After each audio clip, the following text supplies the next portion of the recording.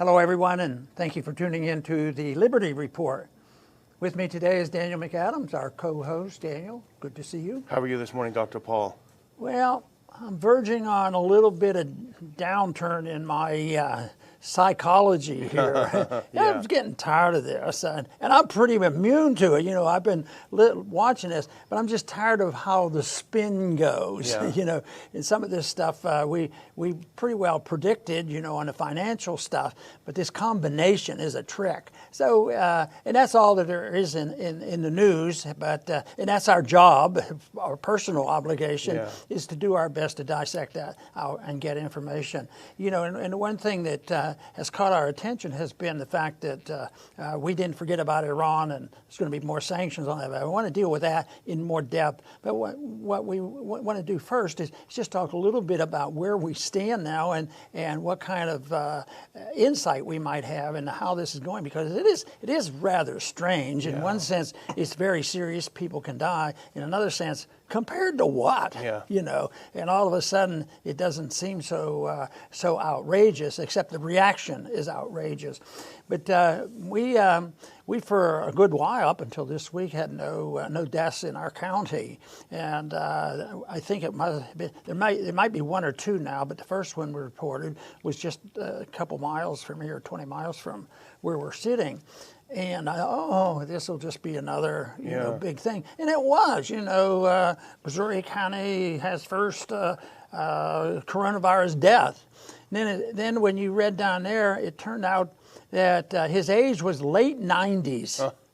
And you know, that just raises questions. Sometimes people die at the age of 90 without a whole lot wrong with it. But the headline was coronavirus, just to build more and more. That's in the news and grabs attention. So that's the kind of thing going on, the exaggeration. And everybody's panicking that, the schools are being closed down. I think when the dust settles, they're going to say that the reaction to some false information is manyfold worse than the problem of the virus. Now that, a lot of people will say, hey, wait a minute, people die from this, they do, but how many people are going to suffer that we'll never know about when it comes to financial problems and getting normal health care and normal nutrition and normal sunlight? I mean, people are, and there's going to be anxiety, which I think everybody's starting to feel. So this is, this remains a problem, but trying to sort out exactly, where we stand on this. Is it as bad as some say, or is it a lot less severe, as they say? And certainly I think there's a gross distortion. We probably won't know finally. But one thing is, my sense is way overreaction, and the reaction is going to be worse than infection. It's amazing to see the rise of these little authoritarians across the country. De Blasio in New York says, I need the military to keep people from opening their businesses. Governor of Maryland, $5,000 fine and a year in jail if you dare let anyone in your bar to have a drink. It's just, it has to be unprecedented. Not even after 9/11 was there this kind of rampant authoritarianism throughout the country. It's just amazing. And then you read about mass layoffs, people losing their jobs, tens of thousands, I'm sure probably hundreds of thousands, losing their jobs based on this panic over this, without any real numbers coming in. Still just over 100 people dying, and that includes people like the gentleman in West Columbia who are in advanced age. And in fact, in Italy, almost every one of those died, or a huge percentage of those died, the average age of those died in Italy was 81 years old. So you have a huge percentage of very old, elderly people with pre-existing conditions, but it all gets churned into the numbers as a scare tactic, So and there are other items that come up, and there's reactions to. You take the immigration problem. Of course, that is a little bit more complex because the absence of the welfareism and easy citizenship, immigration is not a nasty word, if it's reasonably controlled. But all of a sudden, the attitude has changed, in Europe. the borders have the borders are back up again, even though there was justification for rejecting the European Union. Right now, that whole thing is over. But there's still a few diehards that want to argue for the totally open borders. But those who are cultural Marxists, who wants to create chaos and all, they want this to happen. And some people will say, "See, it's a failure. It's a failure." From their viewpoint, no, that's exactly what we want. We want world government, and so we want this chaos from either the cultural Marxism or the immigration type of Marxist approach. So that is changing. The attitude is changing. I saw a cartoon the other day. I consider it a bit humorous because it was a massive number of Mexican citizens gathered together, and the caption was, "And that wall is to keep you Americans out." This is a crowd of people, and we don't want you here. So that's sort of. I think it's so unnecessary. You know, all the wars too. You know, and this is a consequence of the problems that we face now. The foreign policy, we're going to be talking about Iran. This is a consequence of a foreign policy that's deeply flawed. But I thought it was pretty neat when they said, "Well, we're promised to get involved in this war games. We love war games, and we're sending 20,000 American troops over there." Well, we're not supposed to have a large number of people to go, "Oh, well, this is the military. We got to send them." But they backed down from it. They said we might start bringing them home. We aren't going to send the rest on there, and that whole thing fell apart. And that, of course, fits my argument that things like our foreign policy will break down just out of lack of efficiency or lack of funding. So those kind of things are helpful. That's a side benefit of this mess. Maybe we'll wise up because eventually, you know, although people still are seeking the dollar, eventually when you create trillions and trillions of dollars at the click of a computer, eventually that has to just create more distortion, and I think that's what's happening right now. So this, the financial mess that we're in, I think is going to get much worse. Worse, yeah. And you know, we've been scratching our heads trying to figure out, where does this panic come from? Why is everybody running in the streets grabbing toilet paper and screaming?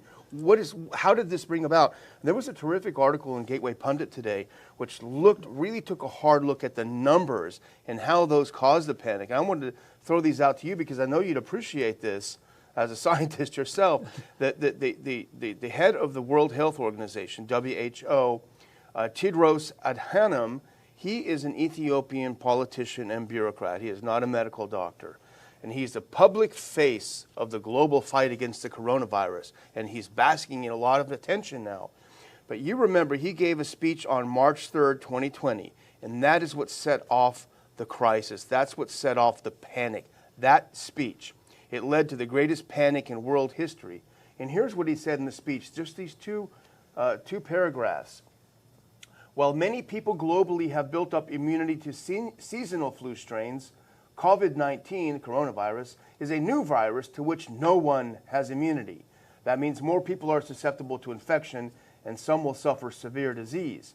Here's the part. Globally, about 3.4% of reported COVID-19 cases have died.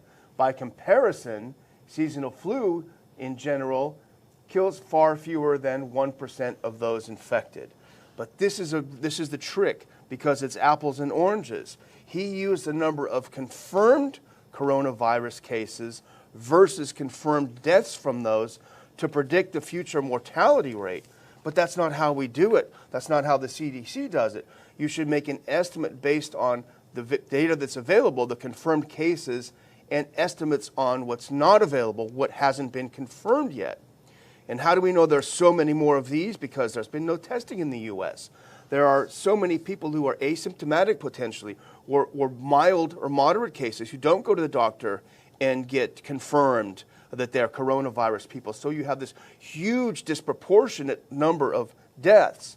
So, and this article points out, if we use that same methodology for the seasonal flu, the deaths wouldn't be the 0.1% they announce. It would be 10%.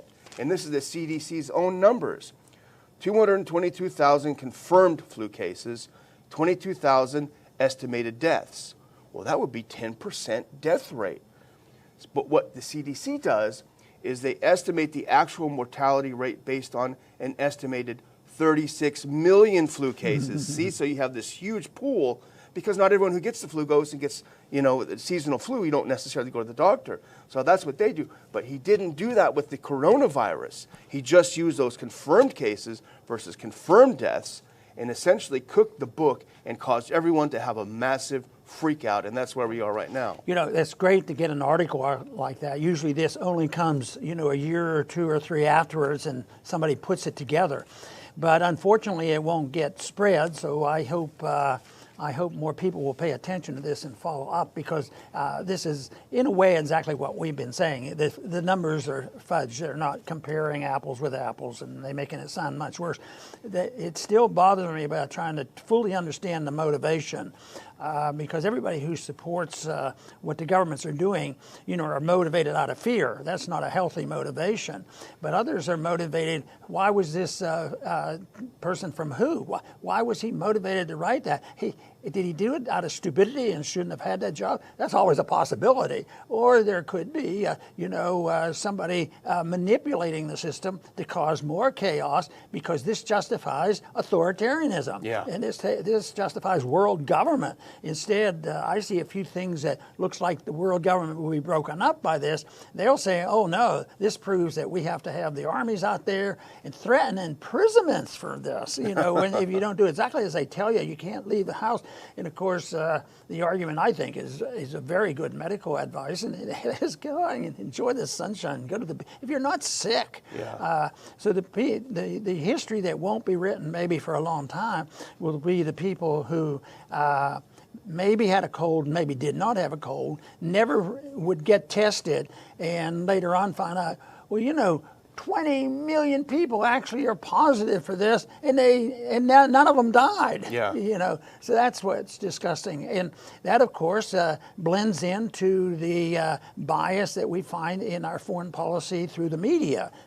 How could they build up enough fear about Saddam Hussein? Yeah. Because of 9/11 and the fear, and Hussein had a nuclear weapon, on, and people became very frightened by that. But for that type of propaganda, it was pretty easy to link it back to the neoconservative military operations and their whole policy. But I want to talk a little bit more about Iran, too, because I've been sympathetic with some of their complaints, because just ordinary things, they have been handicapped. They don't have, the antibiotics if somebody gets a pneumonia, so because of our sanctions. And so we punish them. They have all kinds of trouble, but they're always the enemy. And we know they're not perfect, but there's a lot of imperfections in this world, and there's a lot in Washington too. But the whole thing is blame it on Iran, blame it on Iran. And so what did they announce, yesterday or the day before? Yeah, Trump says, more sanctions, that's what we have to do. And they're already suffering worse than other countries with coronavirus and the deaths from this, because they won't have ordinary medical care. So this makes no sense. It seems to me like you'd have to say stupidity versus evil, or insanity, or political chicanery. I mean, why are they doing this? And of course, we would not be involved in this, and we wouldn't be participating in this insane approach if we had a different understanding of how we should relate to other countries. And that talks about, non-interventionist foreign policy, where you actually are friends with people rather than seeing how many you can kill with sanctions. And Americans right now have been conditioned by Republicans and Democrats that they're the most evil government in the world, and therefore we must do this. And I think this you can relate always back to the going out of our way to go into Iraq when 9/11 wasn't caused by Saddam Hussein. Yeah. And there's an ulterior motive, I think, for us to be involved there, or Afghanistan, all had a lot to do with Iran. Yeah, exactly. And, we know that Iran is struggling with this coronavirus. They've had a lot of deaths and a lot of cases. Some of them, the Iranians and Chinese even wonder, why are they targeted so much? They're the big targets of the neocons. But they're fighting for these problems. And they said, hey, we can't get any medicine. We can't get any way to treat people. These sanctions are killing us, in this crisis. And instead of the U.S. saying, okay, we need to back off a little and for humanitarian reasons, because, Pompeo takes every opportunity to tell the Iranians, oh, we're in your corner, But here's what Pompeo just rubbed it in. We add new sanction, and Pompeo rubs it in. He tweets, the Wuhan virus is a killer, and the Iranian regime is an accomplice, As if the Iranian people are so stupid, they don't understand that the reason they're dying is because they can't get medicine because of the sanctions. So it really is sick. I mean, the neocons are openly applauding the virus's toll on Iran as a great success of their foreign policy of making Iranians and Iran miserable. And that is sick. And we as Americans have had a pretty good reputation over the many decades because we would respond. We are a prosperous nation. If there had been a severe earthquake or hurricane, I think they had private donations rushing to help these people, and that is the reputation. So they had to change this because if all of a sudden we heard of starvation in Iran and it was a consequence of a hurricane or an earthquake, I think many American people would donate money. So the conditioning had to occur that they had to be turned into a Hitler-type operation, and therefore you had to hate Iran in order to tolerate this. Right now, nobody has any time to even try to sort this out because we're dealing with the problems here at home. We don't even know when we're breaking the law. How many people are we allowed to meet with? Well, you can't do this. Can't get outdoors, and our own government becomes, our nemesis, our enemy, which is unfortunate. It is, and this is not the end of it. Just this over the sanctions. There's another way that the U.S. is using this virus obsession to attack Iran, and that is, and it really hasn't been in the news as much as it would be, but there was an attack on a U.S.-occupied base in Iraq where a couple of U.S. military members were killed. And so what did the U.S. do? Well, on March 13th, it attacked 5 sites in Iraq, and they killed 3 Iraqi soldiers. How do you think that? The Iraqis are going to love that, aren't they? In retaliation for this rocket attack. And they said, that is going to be a deterrent. They're never going to touch us again. And they said it was the Iran-backed Shia militias who did it, and we're going to hit them back, and that's what they did. But what happened right after they did that? There was another rocket attack. They weren't deterred. The whole premise that they have, if we hit them back hard, they're going to be deterred. That's not happening. They're not deterred anymore because they are committed to getting rid of the U.S. And the other thing is, blaming it on the Iran militias, well, the Iraqi military itself said that particular area the U.S. attacked was not occupied by this Kataib Hezbollah militia. They left 7 days ago. What you were hitting was Iraqi regular military forces. So if the U.S. thinks that the Iraqis are going to all of a sudden welcome us to stay longer after we keep killing their military, I got another thing coming. Well, the fallacy they follow constantly in its propaganda is that if we hurt the people with sanctions, that they'll blame it on their leaders. But it does exactly the opposite. Well, we'll bomb them and put on sanctions, and then they'll turn on it, but they do the opposite. So these bombings makes them more determined. So it's something that doesn't accomplish anything. It will actually cause more harm for us to do this. But that's all that we do, and this isn't going to change unless we change our policies. And people had hoped this new administration, our administration that's in now, would have a better attitude about this. But it's this Iranian obsession that they happen. So whether we're dealing with Iraq or anybody else, it's Iran. I mean, they're totally surrounded by us. They can't do anything other than we're still trying to starve them to death. So it's a shame that the American people can be persuaded, but they can. The propaganda is so powerful, and we don't have a political party really that stands up against the foreign policy of Republicans and Democrats. Ironically, when we have one politician, and I'm thinking of Tulsi Gabbard, who does stand up against it, what happens? Both parties collude to keep her completely disappeared, which is, of course, what we accuse the Iranians' leadership of doing. Hey, you're disqualifying politicians who want to run for office. You're bad guys. That's exactly what we do. We just do it a little bit more slick of a way. But just as a footnote, these new sanctions, part of them was on 3 Iranian individuals. And what was their great sin, their great crime? They were engaging in petrochemical transactions. They're trying to buy and sell, So That's it. I would just close, Dr. Paul, by reading a great comment, and I have to read it because it's great, from a friend of ours. I'm not going to say his name because he didn't give permission, but a good friend of ours, a very smart guy. This is what he wrote when we were having a conversation about this crazy government shutting everything down. You can't open your bar, you can't open your restaurant, you can't gather, you can't go to church even. Here's what he said: the mask comes off. We think we live in a free country. We do not. Apparently, we are just one specious crisis away from the jackboots exerting total control over society. That realization to me is far scarier than this virus. We've been living in North Korea and didn't even realize it. What a shame, what a shame.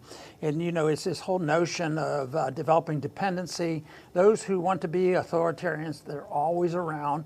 And the image comes across that since they make themselves known and they're the most aggressive in getting at the in office, and that's one of the reasons the worst rise to the top. I still believe the majority of the American people, if they weren't spoon-fed this nonsense and the propaganda, that they would be with us. But so to me, it's still an ideological fight to go on to convince people. But authoritarians are much more eager to get authority. The people that say, well, leave me alone, I'll take care of myself, I'm not looking for this, all I want is my liberty, and we like the motive behind the writing of the Constitution, and that should suffice. But no, the authoritarians are in charge, and they don't mind being accused of being authoritarian because they're good authoritarian. People, I've had members of Congress literally tell me, people aren't smart enough, they're not motivated, they don't know how to take care of themselves. It's such an aggravating situation because, yes, who do we want to take care of us? We have the people take care of us that created the mess. So we have a viral infection, minor, considered by many. And well, what we need is not only the United States government taking care of us, we need the world government, world organizations, and just making the problems much worse. So it is a principle of trying to understand why people don't love liberty enough to resist the temptation to be conned into giving it up. And I think the classical statement came to me, and I've used this before, on the day after or so of 9/11, when we were getting ready to pass the Patriot Act, and an individual said, I said, why are you voting for this? He says, well, the people have to be taken care of. And then sure enough, when I got into the office and we looked at that, Ron Paul, why did you vote against this? You can't do this. You have to understand, in order to have your liberties, you have to give up some. So you have to sacrifice some liberties to be able to live in a free country. And my emphatic principle coming from that conversation was, don't ever give up any of your liberty with the false promises of safety and security. I want to thank everybody for tuning in today to the Liberty Report. Please come back soon.